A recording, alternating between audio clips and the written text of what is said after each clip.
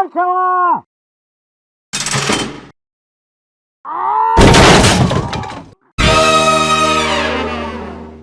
What's up, everybody out there in YouTube land? Wrath2501 here. Okay, guys, we got some stuff from Popcross Studios. Okay, this one interested me. He did the if backroom entities were supervillains. This is part 2.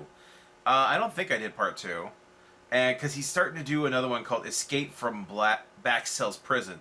So he's like wrapping up the story. So I want to see what this is all about.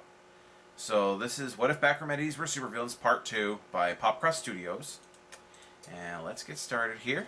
And go. Despite the fact that the Backrooms definitely isn't the most popular topic I work with on this channel, It's still pretty cool. I use Marvel characters and Pokemon and Minecraft.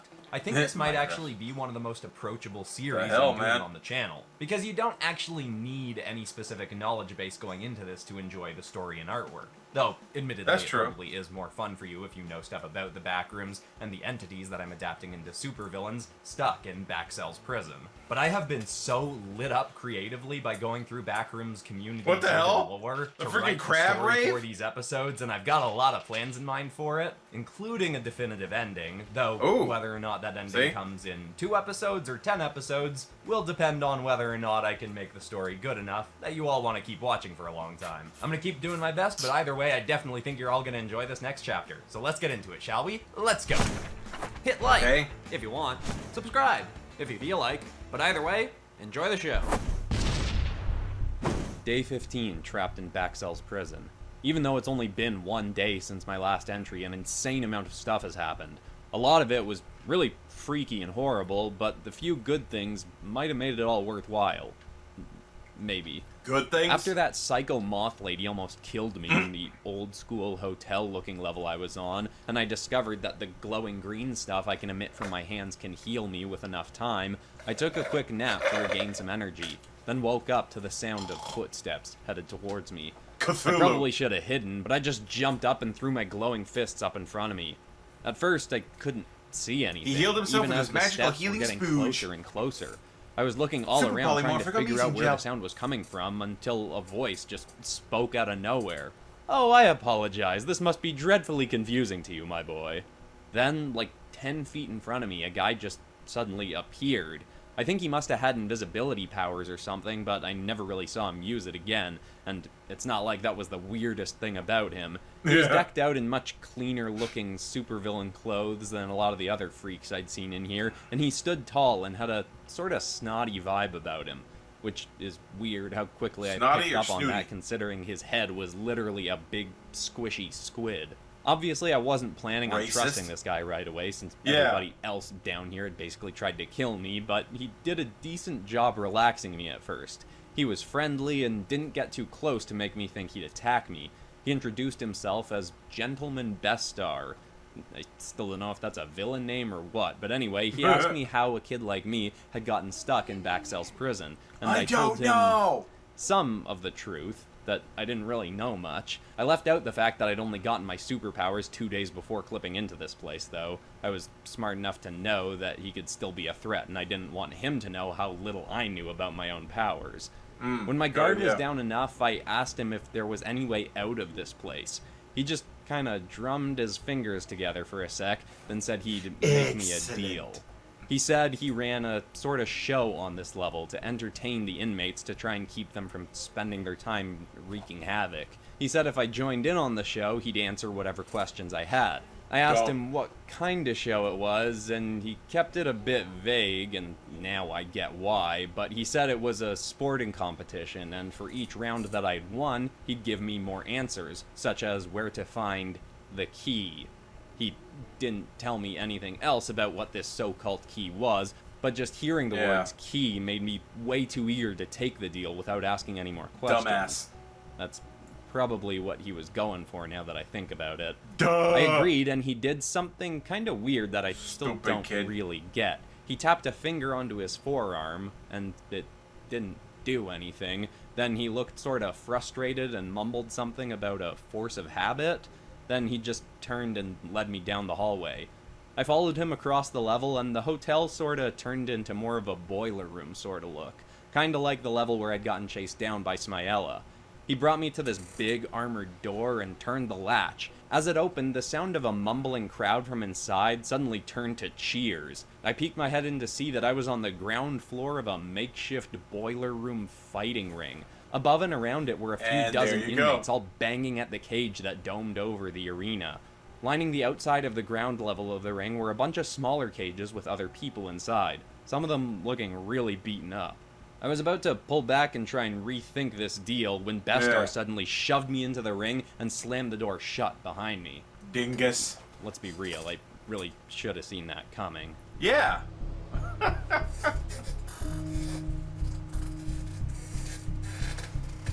Idiot. For the first few minutes I was in there, I was just standing in the middle of the ring, looking around for any way out as the crowd above me lost their minds. I eyed all the cages lining the arena to scope out my potential competition if I did have to fight. A lot of them looked as fired up as the crowd despite their injuries, like they wanted to be. It's so weird the way he's There was a moving guy the legs who was around. practically naked and had a bunch of extra arms and legs. There was a lady with crab claws who looked like she'd just come from a rave. Honestly, I wanted to stay as far away from all these people as possible, but I was pretty sure that wasn't going to be an option. There only seemed to be one person not flipping out about my presence. She was this super ripped lady with pink hair who was extra chained up, even inside her cage. She just stared at me with a really sad, almost dead-eyed kind of look. To be revealed. Almost creeped me out as much as the rest of the people. After a few minutes, Beststar took his place in the crowd, and with a microphone he spoke out over everyone else. He referred to me as a special guest who'd no-clipped in just for today's show. The whole crowd got a good laugh out of the fact that I didn't know how or why I'd gotten into Baxell's prison, except for the pink-haired girl who just seemed to get paler and more concerned looking as Beststar spoke. He asked the crowd who they thought I should go up against, and a bunch of names that I couldn't really make out were all shouted. But after a moment of screeching from the freaks above, Beststar said, "I think it's about time we give another round to Agra Hound, don't you all agree?" The freaks lost it again, and suddenly one of the cage doors popped open. I whipped around to see an 8-foot-tall dude who looked like a fleshy werewolf stomping into the arena. He had long black hair covering a bunch of his face, but his eyes glowed through the mess, and I instinctively looked away from his gaze. He said in a growling voice that I was too small and would barely make a good chew toy. Part of me wanted to try smack-talking back at him, but I was just concentrated on trying to keep my powers activated. Out of nowhere, he leapt towards me with his fang-filled mouth open. I dove to the ground and did a surprisingly good roll out of the way back to my feet. I threw my hands forward and shot 2 blasts of my green glowy goop at him. One hit his shoulder and the other hit his head. It actually kinda looked like it hurt him, and he for sure roared out like it had. He ran at me again and slashed both his arms towards me. He was more pissed I tried than to anything. dodge again, but he cut a claw right across my side. I screamed out and the crowd lost it. I put my glowy hands to my side right away to try and heal it, but at the slow speed I could heal myself, there wasn't much I could get done. I tried to just run away and duck around him while I healed myself. He chased me around the ring, and I managed to at least stop the bleeding, but by the time I did, he slashed me again and cut 3 fresh wounds into my leg. I rolled across the ground and slammed my head into one of the cages. He took a second to flaunt his success to the crowd. Yeah, real big tough guy beating up on a kid that's probably a third his age and half his size. Probably I took less the than time half he his was giving size. me to at least heal my leg a bit, when a voice suddenly spoke from behind me. "Stare him in the eyes, kid." The voice was so close it made me jump. It was the pink-haired lady who I could have sworn had been chained up to the wall seconds ago, but was now moving freely in her cage. She broke The the mutt here chains. gets freaked out by eye contact. Stare him in the eyes, then hammer on him with whatever you got. By the time she finished talking, Agra Hound was stomping towards me again, so I really hoped her advice was useful. I got up and just started staring him right into his freaky mutant eyes. It was kind of hard to do, like something in me was screaming to look away, but I just kept on staring. He noticed quick and thrust his head towards me and roared in my face. His spit shot all over me, but I just kept staring him down and used all my courage to actually take a step forward. Surprisingly, he backed off a step, and I realized that the pink lady's advice might actually work.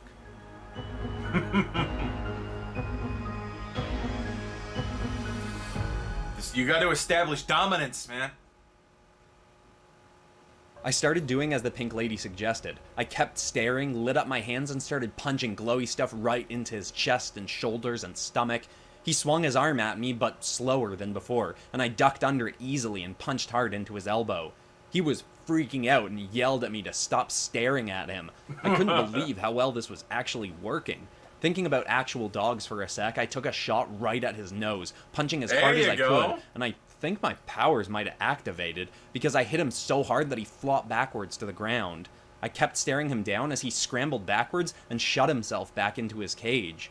The crowd booed, which really annoyed me. I thought that had been pretty impressive. Are you not entertained? Didn't matter anyway. Beststar owed me an answer now for that win. I held my hands to my injuries, healing them as much as I could while I yelled up to him, asking how or why people ended up in Backcell's prison, forgetting for a sec about the key he'd mentioned earlier. I didn't bother asking him to let me go because I was pretty sure I knew the answer to that. I'd have to figure out a different way out of here myself, and might as well get some answers. Okay, that thing first. is a Lovecraftian He said horror most right people there. get sent here if they infuriate the wrong overseer, and then he cursed out some guy named Dresden, but I have no idea who that is or what an overseer is, so I asked him if one of whatever those are could get me back out of here, but he said that just counted as me asking more questions, and then he immediately buzzed open another cage. The person that stumbled out next was one of the freakiest freaks I've come across. She had a full face mask and a sloppily It's a smiley painted on face that makes it smiley creepy. face on it. Her hair was made out of yellow slime. Her hands were huge, and in her palms were big, toothy mouths. She seemed to be dancing towards me instead of walking. I was feeling kinda confident off that first fight, until I heard banging on the bars of the cage from the pink lady behind me. Beststar, you scum! He can't take on Fun Feist, and you know it! The squid-faced guy just laughed and said, Fun "Oh, Feist? look everyone, the unkillable Kate is going soft on our new fighter." I heard her spit up towards him, but was too distracted by the shifting freak coming at me. She was moving slow, but she raised her creepy mouth hands at me. Maybe this Kate person was just underestimating me, and I could take her. I fired my green bolt right into the mouths and the freak's hands, but they just expanded and swallowed the blast's whole. She chuckled and said, Oh, that was fun. You'll be a great addition to the party. I had no idea what that meant, and I was pretty sure I didn't want to. I was about to start running around while I thought of something until I noticed that she was dragging her left foot across the dirt ground. I thought for a second that maybe it was a weakness I could take advantage of, but then she just suddenly thrust that foot up and kicked a cloud of dust right into my eyes. It burned and I stumbled back and thrashed my arms trying to keep her away. But before my eyes could even open, I felt a set of teeth clamp down onto my arm. I punched out with my other arm as I tried to open up my eyes, and as they slowly peeled open, I saw that my arm wasn't getting bitten off, but was getting pulled farther and farther inside hers. I quickly started to lose all feeling in it as I punched at her over and over and over again, doing absolutely nothing. I started getting woozy and my arm was shifting into a yellow leathery texture. The crowd roared out above me. I had no idea what to do. I kicked and punched, but nothing was working. Part of me almost wanted to just give up and let this whole nightmare end, when a cage behind me suddenly got kicked open. A bandaged fist flew past my face and hammered into Fun Feist's mask. My arm was released and I collapsed back to the ground. The pink lady had gotten out of her cage and was hammering her fists into this freak. I didn't know if she had any powers or what, but her knuckles seemed to be splitting as she punched over and over and over again. Her hands were already dripping with blood after a minute of non-stop punches, but she didn't seem to even notice, and she cracked Fun Feist's mask as she slammed her to the ground. Kate spun around and raised her leg, then slammed her heel right down onto the mask. It split open and the yellow goop of Fun Feist's hair splattered and painted the ground of the arena. She definitely wasn't getting up after that. No shit.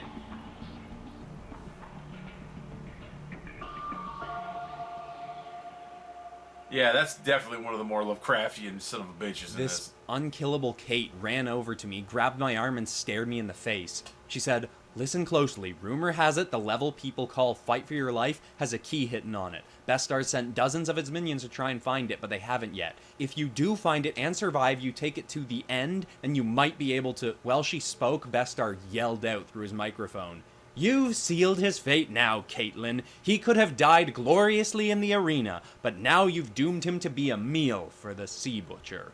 Transporter! The last thing I heard was Kate whispering, "Take Anna with you, tell her I'm not coming." Then, out of nowhere, I was just Anna. suddenly falling through the air into the ocean.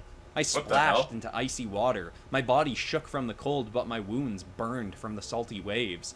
For a brief second, I thought I might actually be out of this insane place, but through No. a sheet of clouds I could see there was actually still a ceiling above me.